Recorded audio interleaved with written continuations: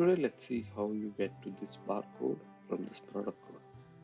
So all you need is a font, ID Automation HC39M free version, and a formula to put the text in bracket. To get the font, we move to their website. The link of the website will be in the description. Head to download now. You download the file.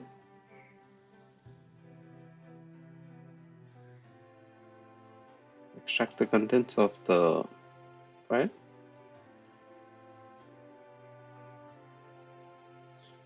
Once you're done, go to this folder, double click the font and click install, and you're done. You may have to just restart your version of the Excel, but that's about it.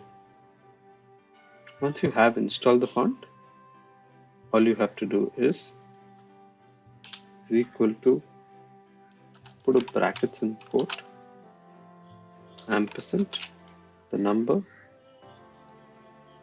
ampersand, and the bracket, close. You get something like this, bracket to the end.